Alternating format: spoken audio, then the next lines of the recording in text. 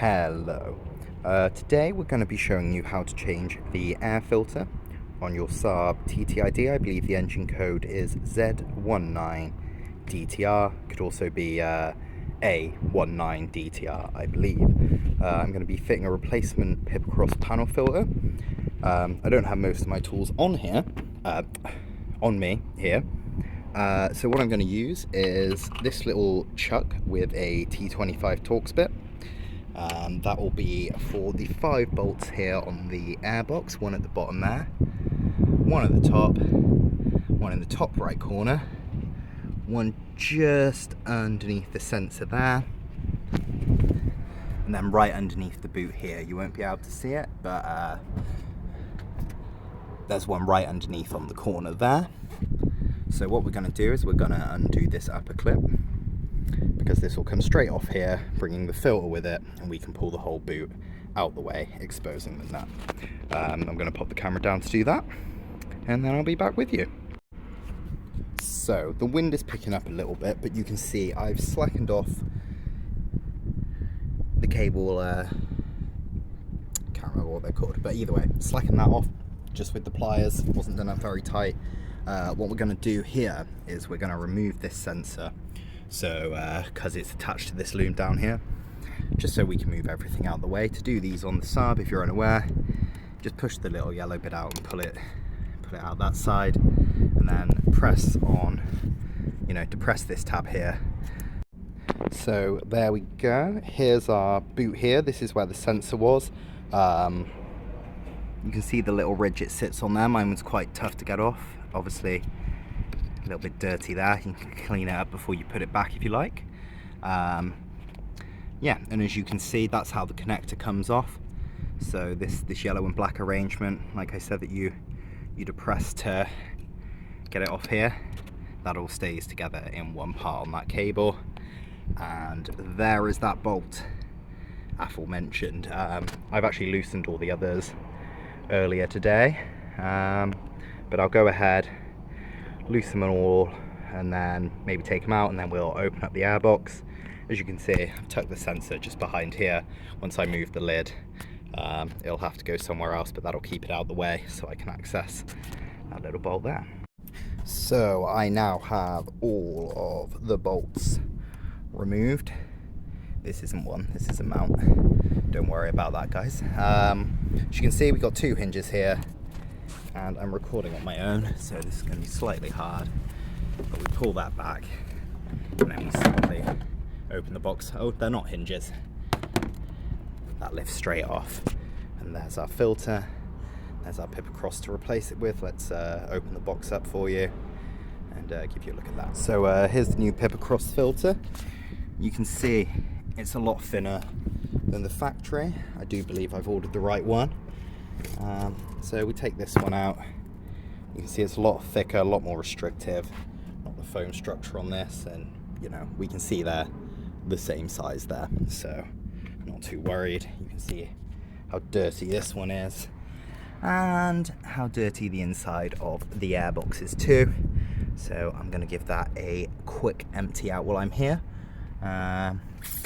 Just by hand. Obviously you can remove the airbox and tip it all out, but by hand should do for now, and maybe at another point when I come to servicing the Pipercross filter itself, I'll give it a proper clean out. Okay, so you will want to hoover for cleaning that out. As you can see, very little luck going by hand. These little grooves make it hard to get into. You might want to use a paintbrush or a stiff brush of some kind. Loosen that all up, and then use a horrible old vacuum if you've got one, or your normal vacuum, to just take that out. As you can see, there's lots of tiny little stones that have ended up in there that have no business it being in there, and that I'm not picking out one by one. So here's the filter. As you can see, it comes with a couple of stickers. This one I would recommend putting on the top of the airbox. I'm going to clean mine first, it's a bit dirty. But I recommend popping it on there somewhere, so if the car's ever serviced by someone not yourself, they know not to change that. Although most mechanics, once they open it up, they'll know that's not factory, and will either call you or leave it well alone. So I'm going to go ahead and pop the filter in. then I will show you how it looks in there. So just something I like to do with these, I like to sort of open the bag at one side. It is oiled. If you touch it and your hands are dirty, you're going to get dirt in the oil off the bat. So there we go. I open one end.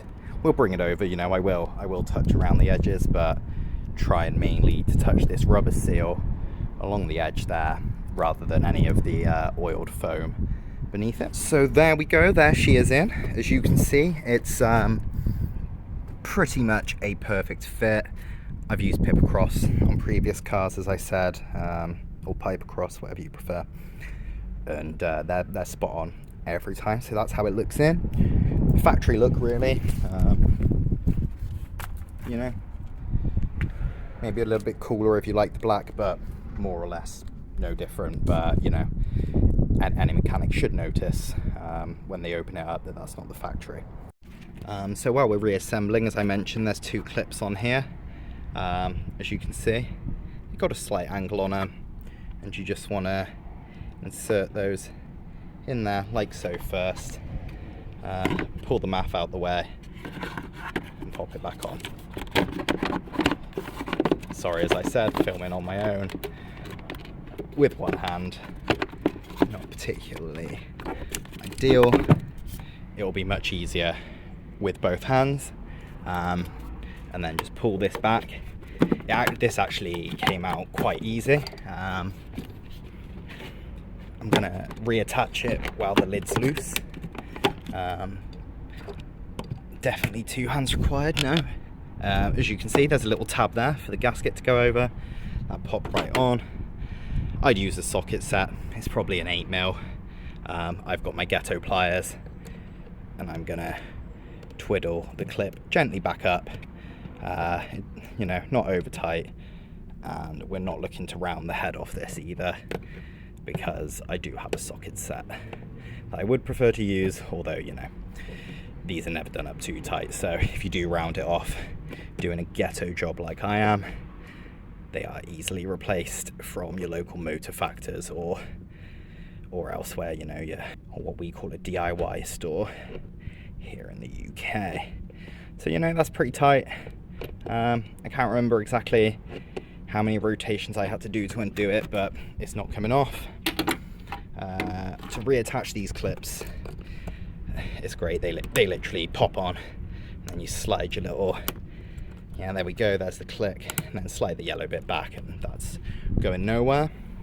And then, yeah, it's just putting the T25 Torx bolts there with their little blank section back into the requisite holes. 1, 2, 3, 4. Oh, and the 5th one down there. So I'm taking that hose back off because I forgot. So yeah, ignore that bit where I say to reattach the hose first. Not going to work for you. So if you do make the mistake I made and you do reattach that hose, you don't have to undo the sensor again to get back at that bolt, I don't think. I may well find I have to, but for now I'm going to give it a go, just tucking it in there, do it up by hand, and then sort of pull the pipe back this way, or again tuck it behind the box like that. This clip's sort of come off with the rotational movement, but you can see he's just undone at the bottom there, and I'll show you how to reattach that before the end. So as you can see, we're all done back up. I can give that a tug. It's going nowhere.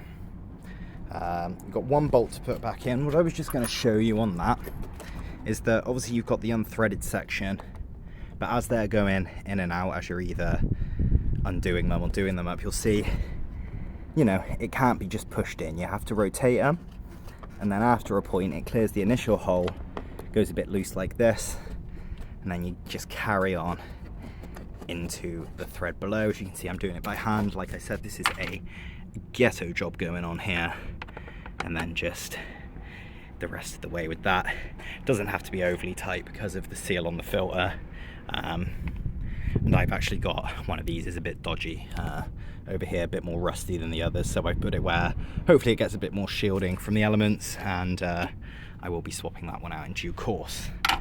So the last bit this little clip, I actually had real trouble with it, because you see in there's these two little flanges, and I thought these had to come over this little lip here. Well, it turns out no. This little bit before the flange goes over that tiny lip there. You see, so just like that, not as deep as I was trying to do it before, and then, yeah, or I say before, you didn't see that, but earlier today. And there we go, all back together. Let's go fire up, I guess. I'm going to clean my tools up first, because, you know, you start the engine, all this stuff's going to fall off. Although I do like this little thing on the Saab, I find this quite handy. Clearly, maybe somewhere a sticker goes if you buy it in a different country. But quite useful for popping the odd tool. I wouldn't recommend it. I'd get a magnetic tray, but for your ghetto jobs, it'll keep things off the floor and where you can see. So here we are. We're here in the Saab. Let's get her started up, and we'll hang the phone out the window as we do. Hopefully get some of that nice noise.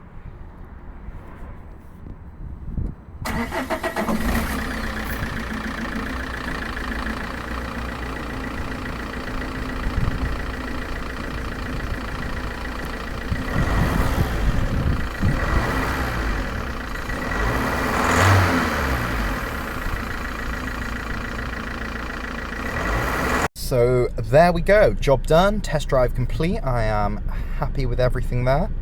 And yeah, thank you for watching.